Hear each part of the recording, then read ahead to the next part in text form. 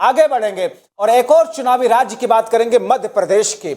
आपको याद होगा, हमने आपको दिखाया कि मध्य प्रदेश में किस तरीके से हंगामा उस वक्त मच गया जब कैलाश विजयवर्गीय के काफिले पर कुछ ग्रामीणों ने या कुछ स्थानीय लोगों ने पथराव कर दिया। यह खबर आई, पथराव की चीजें सामने आई। उसके बाद भारतीय जनता पार्टी की तरफ से सीधे कमलनाथ, दिग्विजय सिंह सहित कांग्रेस पार्टी के नेताओं के ऊपर में आरोप लगा दिए गए और यह कहा गया कि कमलनाथ और दिग्विजय सिंह दरअसल इसी मानसिकता और प्रवृत्ति के हैं, उन्हीं के लोगों ने यह दरअसल पथराव किया है। हालांकि उसके बाद में लगातार दोनों तरफ से आरोप प्रत्यारोप के दौर शुरू होते हैं। कांग्रेस पार्टी दरअसल एक मुद्दे को हाथ आती है जिसमें बीजेपी के एक मंच पर एक कार्यक्रम में एक महिला सांसद के साथ में कुछ असहज स्थिति पैदा करने के लिए दरअसल कुछ स्थितियां वहां उत्पन्न होती हैं।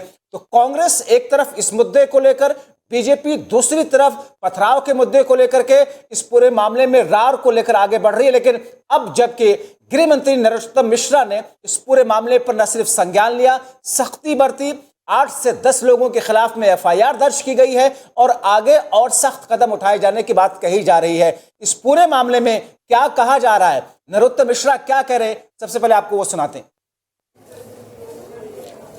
देखिए, ये यात्रा पे हमला के पीछे आप जाओगे तो आपको समझ में आएगा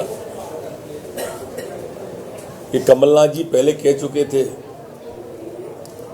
कि यहाँ मणिपुर जैसा पथराव हो सकता है, उकसाने का काम कर रहे थे 1 महीने से। दिग्विजय सिंह जी हरियाणा के नूह का उदाहरण दे चुके थे, ये उकसाने का काम कर रहे थे।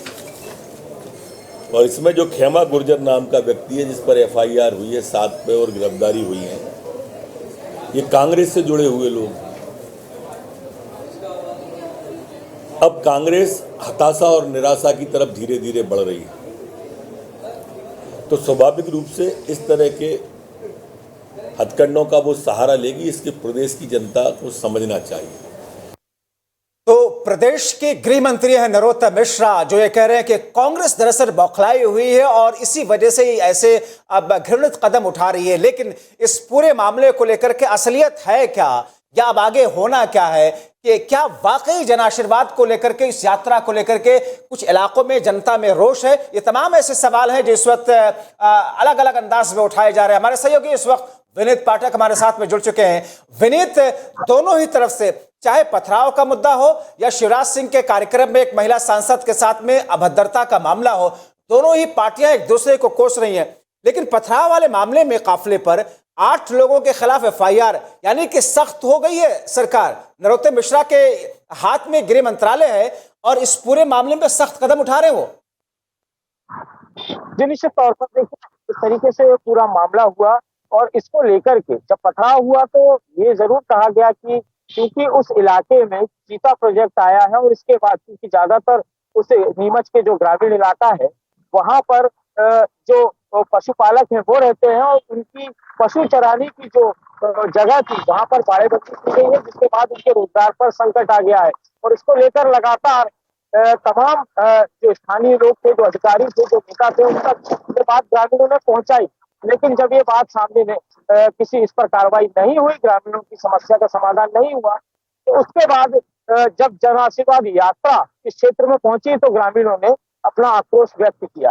ये कांग्रेस का पक्ष है, लेकिन भारतीय जनता पार्टी लगातार ये कह रही है और गृह मंत्री डॉक्टर नरोत्तम मिश्रा ने ये उदाहरण भी दिए कि किस तरीके से कांग्रेस के जो नेता हैं, चाहे कमलनाथ हो चाहे दिग्विजय सिंह हो, किस तरीके से लोगों को उकसाने का काम कर रहे थे। पिछले दिनों दिग्विजय सिंह ने बयान दिया था कि मध्य प्रदेश में दंगा करवा सकती है भारतीय जनता पार्टी, और इससे पहले कमलनाथ भी लगातार मणिपुर की हिंसा का हवाला देते रहे हैं। तो इन तमाम चीजों को अगर जोड़ा जाए, मिलाया जाए, तो निश्चित तौर पर जन आशीर्वाद यात्रा निकालने के बाद जिस तरीके की परिस्थितियां मध्य प्रदेश में बनी है, कुछ आक्रोश जरूर था, लेकिन उस आक्रोश को भुनाने के लिए कांग्रेस ने भी लगातार इसमें आग में घी डालने का काम किया। क्योंकि दोनों ही तरफ कहीं ना कहीं एक स्थिति ऐसी है, काफिले पर पथराव हो या बीजेपी के अंदर रार हो या दूसरी तरफ कांग्रेस पार्टी के अंदर टिकट बंटवारे को लेकर के आपसी अंतर्कलह, कहीं ना कहीं अब मुद्दों को ढूंढती हुई नजर आ रही हैं दोनों ही पार्टियां। यानी कि चुनावी मुद्दे हैं नहीं एग्जैक्टली इनके पास।